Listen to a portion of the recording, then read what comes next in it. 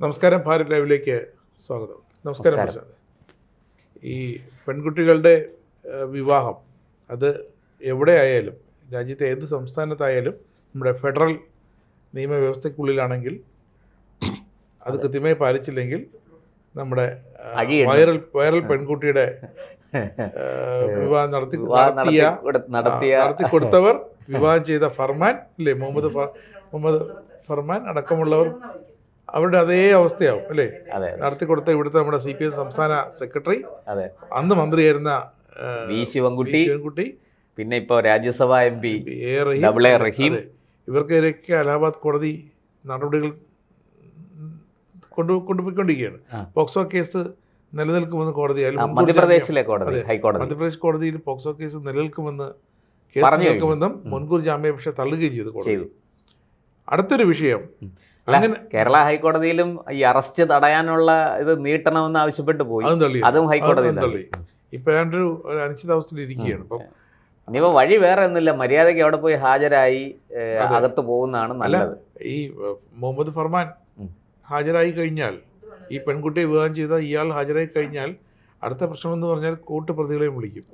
ഒറ്റയ്ക്ക് വിവാഹം ചെയ്തില്ല, ആരാണ് നടത്തി കൊടുത്തത് ക്ഷേത്രത്തിൽ. അല്ലാതെ ഉറപ്പാണ് പോക്സോയിൽ കൂട്ടുപ്രതികൾക്കും മറ്റേ കുറ്റം ചെയ്ത ആളിനുള്ള അതേ ഇത് തന്നെ കിട്ടും. കാരണം ഒന്ന് തീർന്നിട്ട് അടുത്ത ഒരു വിഷയം, ED കേസെങ്കിലും തീർന്നിട്ട് അടുത്തൊരു വിഷയം വന്നാൽ CPM ഒന്ന് പിടിച്ചിരിക്കാം. പക്ഷെ ഇത് ഒരു ഭാഗത്ത് വിനാശകാലേ വിപരീത ബുദ്ധി, വിതച്ചത് കൊയ്തല്ലേ പറ്റൂ, പാടത്ത് പണി വരമ്പത്ത് കൂലി. നമ്മൾ പറഞ്ഞതല്ല കേട്ടോ. അതെ, ഇപ്പൊ നമ്മൾ പറഞ്ഞു വന്ന വിഷയം വേറൊന്നാണ്. അലഹാബാദ് ഹൈക്കോടതിയുടെ നിർണായകമായ ഒരു വിധി കഴിഞ്ഞ ദിവസം വന്നിരുന്നു. അല്ല, അത് വിഷയം വേറെയല്ല, ഇതുമായിട്ട് ബന്ധമുണ്ട്. പക്ഷേ ഇത് അലഹാബാദാണ്, ഈ കേസല്ലെന്നേ ഉള്ളൂ. പക്ഷെ ഈ കേസിന് അതും ബാധകം. കേരള ഹൈക്കോടതിയാണെങ്കിലും അലഹാബാദ് ഹൈക്കോടതിയാണെങ്കിലും മധ്യപ്രദേശ് ഹൈക്കോടതിയാണെങ്കിലും എല്ലാം ഈ വിധി എല്ലായിടത്തും ബാധകമാണ്. സുപ്രീം കോടതി വരെ ഇത് സ്വീകരിക്കും. കാരണം ഇതിന്റെ ഗ്രൗണ്ട്സ്, ഇതിന്റെ ഈ ആ വിധിയിൽ പറഞ്ഞിരിക്കുന്ന കാര്യങ്ങൾ അത്ര റിലവൻ്റ് ആണ്, അത്ര പ്രസക്തമാണ്. അതെ, അവിടുത്തെ മധ്യപ്രദേശിലെ മഹേശ്വർ പോക്സോ കോടതിയാണ് അന്ന് ഈ വൈറൽ പെൺകുട്ടിയുടെ കാര്യത്തിൽ ഫർമാനെതിരെ, വിവാഹം കഴിച്ച യുവാവിനെതിരെ ഇപ്പോൾ ജാമ്യാപേക്ഷ തള്ളി നടപടിയെടുത്തത്.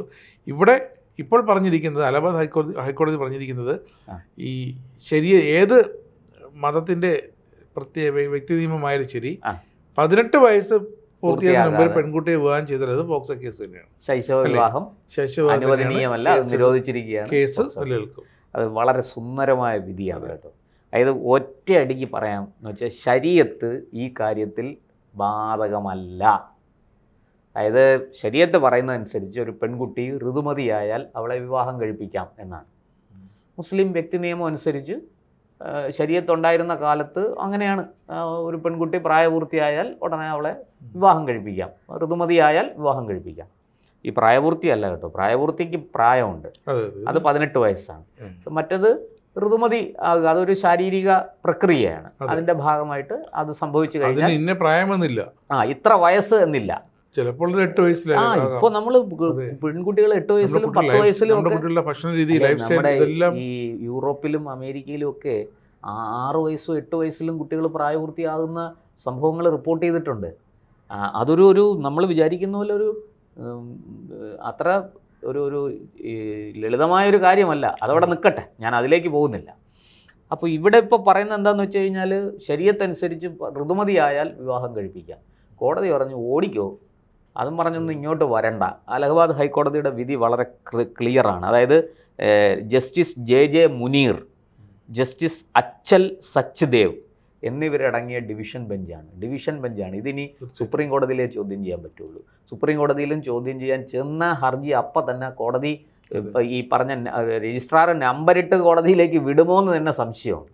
കാരണം അത്ര അപ്പോഴേക്കും നമ്മുടെ civil code uniform civil code മിക്കവാറും റെഡിയാവും.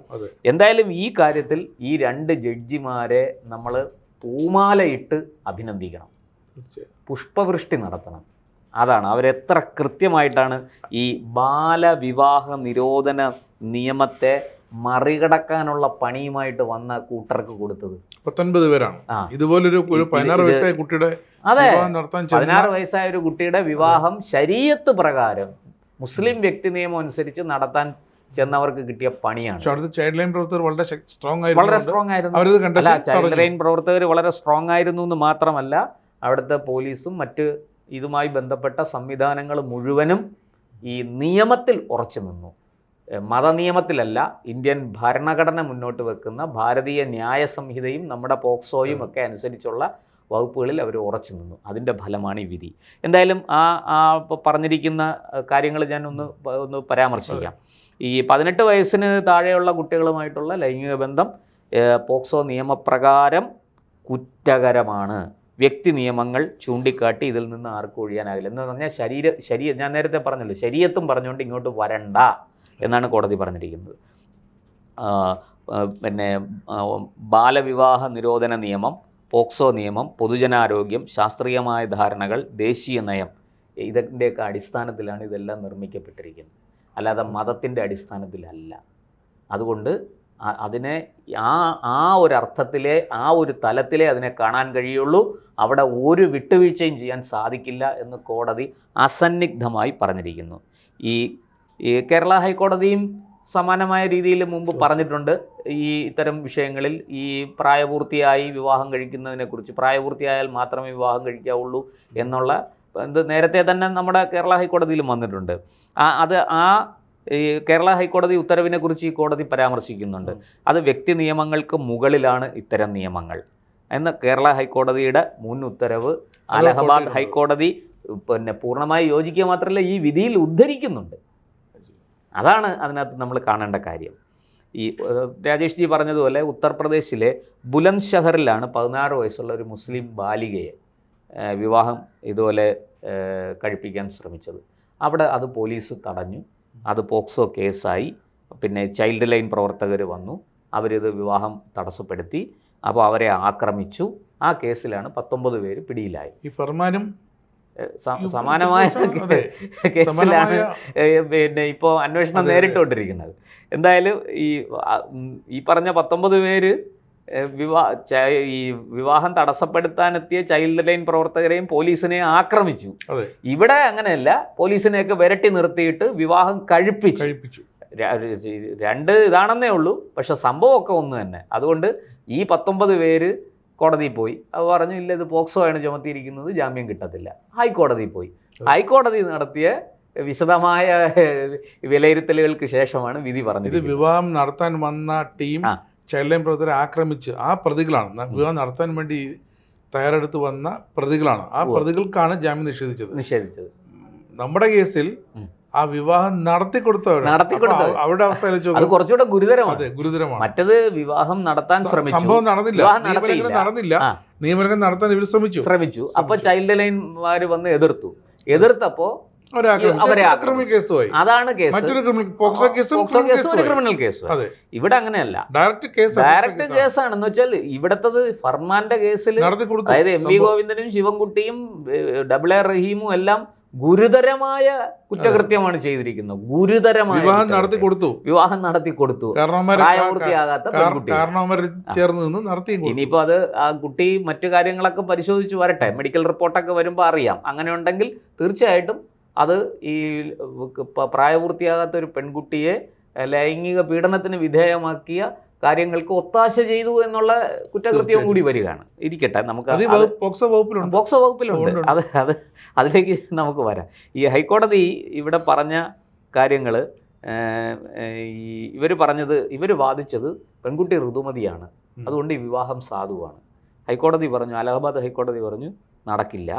ആ വാദം പൂർണ്ണമായിട്ട് തള്ളുകയാണ്. അത് നിങ്ങളുടെ മതകോടതിയിൽ പറഞ്ഞാൽ മതി, ഇവിടെ പറയണ്ട. ഇവിടെ ഇന്ത്യൻ ഭരണഘടനയാണ് നടക്കുന്നത്, അതുകൊണ്ട് അതിവിടെ പറയണ്ട. ഈ FIR റദ്ദാക്കാൻ കഴിയില്ല എന്ന് പറയുമ്പോൾ ക്രിമിനൽ കുറ്റവും ഉണ്ട്, പോക്സോ കുറ്റവും ഉണ്ട്, രണ്ട് കാര്യങ്ങളും ഉണ്ട്. എന്നിട്ട് കോടതി പറഞ്ഞു, ശൈശവ വിവാഹ നിരോധന നിയമം എല്ലാ മതങ്ങൾക്കും ബാധകമാണ്. കാരണം ഇതൊരു ആരോഗ്യ പ്രശ്നം കൂടി ഉണ്ടെന്നേ. പെൺകുട്ടികൾ പ്രായപൂർത്തിയായി അതിനുള്ള പക്വത വരണ്ടേ? വിവാഹം കഴിഞ്ഞ് അമ്മയാകണമെങ്കിൽ ഇത് വിവാഹം കഴിക്കുന്നതിൻ്റെ ഒരു സാർവദേശീയമായ ഒരു സങ്കല്പവും ഉദ്ദേശവും ലക്ഷ്യവും ഒക്കെ അമ്മയാകുക, കുടുംബം ഉണ്ടാകുക, അല്ലേ? അങ്ങനെയല്ലേ? ഒരാൾ വിവാഹം കഴിക്കുമ്പോൾ എനിക്ക് അച്ഛനാകണം, എനിക്ക് കുടുംബം ഉണ്ടാകണം, എനിക്ക് മക്കളുണ്ടാകണം, അല്ലേ? അങ്ങനെയൊക്കെയല്ലേ അത് മുന്നോട്ട് പോകുന്നത്. അപ്പോൾ അതിൻ്റെ ആ സ്പിരിറ്റ് നമ്മൾ മനസ്സിലാക്കാതെ ഇത് മതം വളർത്താനുള്ള ഒരു ഉപാധിയായിട്ട് ഇതിനെ കൊണ്ട് നടന്നാൽ, ജനസംഖ്യ കൂട്ടാനേ കൊണ്ട് നടന്നാൽ അതിനെ ചോദ്യം ചെയ്യുക തന്നെ വേണം. തീർച്ചയായിട്ടും കോടതിയുടെ നടപടി വളരെ മാതൃകാപരമാണ് എന്ന് പറയാതിരിക്കാൻ കഴിയില്ല. മുസ്ലിം വ്യക്തി നിയമം പോക്സോയ്ക്ക് മുകളിലല്ല, അത് പോക്സോയ്ക്ക് താഴെയാണ്, കോടതി വ്യക്തമാക്കി. ഇത് നമ്മുടെ കണ്ണ് തുറപ്പിക്കുന്ന ഒരു വിധിയാണിത്. സത്യത്തിൽ നമ്മളിപ്പോഴും ഈ അഭ്യസ്ത വിദ്യരാണ്, കേരളം നമ്പർ 1 ആണ് എന്നൊക്കെ പറയുന്ന നമ്മൾ പോലും, നമ്മുടെ നാട്ടിൽ പോലും ഈ 18 വയസ്സിന് താഴെയുള്ള പെൺകുട്ടികളെ വിവാഹം കഴിപ്പിക്കുന്ന പതിവ് ഉണ്ട്. ഒറ്റയും തെറ്റയും ഒന്നുമല്ല, വളരെ വ്യാപകമായിട്ടുണ്ട്. പ്രത്യേകിച്ചും മുസ്ലിം മതവിഭാഗത്തിൻ്റെ ഇടയിൽ ഒരു മിഡിൽ ക്ലാസ്, ലോവർ ക്ലാസ്സിലൊക്കെ അത് വളരെ ശക്തമായിട്ടൊരു, അപ്പർ ക്ലാസ്സിൽ അതെങ്ങനെയാണെന്ന് നമുക്കധികം അറിയില്ല. ഒരു പക്ഷേ നിങ്ങൾ വിവാഹമൊക്കെ നിശ്ചയിച്ച് വെച്ചോളൂ, കുഴപ്പമില്ല. പക്ഷേ നിയമം അനുസരിക്കണം. 18 വയസ്സ് കഴിയാതെ കല്യാണം കഴിപ്പിക്കാൻ പാടില്ല എന്ന് നിയമം പറഞ്ഞാൽ അതനുസരിക്കാൻ നമ്മളെല്ലാവരും ബാധ്യസ്ഥരാണ്. ഇന്ത്യൻ പൗരന്മാരെല്ലാവരും ബാധ്യസ്ഥരാണ്. അതിന് ഹിന്ദുവും മുസ്ലിമും ക്രിസ്ത്യാനിയും ഒന്നുമില്ല. മതമുള്ളവനും മതമില്ലാത്തവനും ഒക്കെ ഇതനുസരിക്കാൻ ബാധ്യസ്ഥരാണ്. അതുകൊണ്ട് ഇത് വളരെ എന്താ പറയുക, മാതൃകാപരമായൊരു വിധിയാണ്. നമ്മുടെ രാജ്യത്തെ മുന്നോട്ട് നയിക്കുന്ന, പുരോഗതിയിലേക്ക് നയിക്കുന്ന, കണ്ണു തുറപ്പിക്കുന്ന ഒരു വിധിയാണ്. പ്രത്യേകിച്ച് ഉത്തരേന്ത്യയിൽ മുസ്ലിം വിഭാഗത്തിൻ്റെ ഇടയിൽ വലിയ പഠിപ്പോ അതുപോലെ സാക്ഷരതയൊക്കെ കുറവാണ്. അവർ ഈ കടുത്ത മതനിയമങ്ങൾക്കുള്ളിൽ പട്ടിണിയും പരിവട്ടമാണ്. ഈ BJP സർക്കാർ വന്നതിന് ശേഷമാണ് കുറേ മാറ്റങ്ങളൊക്കെ ഉണ്ടായത്. അത് പ്രത്യേകിച്ച് UP-യിലൊക്കെ നമുക്കറിയാം. അവിടെ ഈ വലിയ ഈ കാര്യങ്ങളെല്ലാം തീരുമാനിക്കുന്നത് ഉസ്താദുമാരാണ്, ഈ മൊല്ലാക്കന്മാരാണ്. അപ്പോൾ അവിടെ നിന്നൊക്കെ മാറി അവർ നമ്മുടെ പൊതുജീവിതത്തിലേക്ക് അവരും കടന്നു വരട്ടെ. അവരും ഇന്ത്യൻ പൗരന്മാരാണ്. അവർക്കും നമ്മുടെ വിഭവങ്ങളിലെല്ലാം നമുക്കെല്ലാവർക്കും തുല്യ അവകാശമാണ്, അല്ലേ? അപ്പോൾ നമ്മളെല്ലാ പൗരന്മാരും ഭരണഘടനയ്ക്ക് മുന്നിൽ, രാജ്യത്തിന് മുന്നിൽ ഒന്നാണ്. അവർ വ്യത്യാസമൊന്നുമില്ല. നിങ്ങൾ മതം ഏതാണെന്നുള്ളതൊന്നും ഇവിടെ ഒരു വിഷയമല്ല. ഇപ്പോൾ രാജ്യത്തെ നിയമങ്ങൾ എല്ലാവരും അനുസരിക്കാൻ ബാധ്യസ്ഥരാണ്. അലഹബാദ് ഹൈക്കോടതിയുടെ വിധി അങ്ങേയറ്റം മാതൃകാപരമാണ്. അതിന് കേരള ഹൈക്കോടതിയുടെ ഒരു മുൻ വിധി, പുതിയ വിധിയല്ല, കേരള ഹൈക്കോടതിയുടെ ഒരു വിധി ഉദ്ധരിച്ചുകൊണ്ട് കുറെ കൂടി ഉറപ്പിച്ചു പറയുകയാണ് കോടതി, ശക്തിപ്പെടുത്തുകയാണ് കോടതി. പോക്സോ നിയമങ്ങൾക്ക് താഴെയാണ് ഈ പറഞ്ഞ വ്യക്തി നിയമങ്ങളും മത നിയമങ്ങളും. ഇതാണ് റിയൽ കേരള സ്റ്റോറി, ഇതാണ് റിയൽ ഇന്ത്യൻ സ്റ്റോറി. ഒരു സംശയവും വേണ്ട. ഏറ്റവും സുന്ദരമായ, ഏറ്റവും ശക്തമായ, ഏറ്റവും കരുത്തുറ്റ ഒരു വിധി അലഹബാദ് ഹൈക്കോടതി പറഞ്ഞിരിക്കുന്നു. ആ കോടതികൾക്ക് നമോവാകം.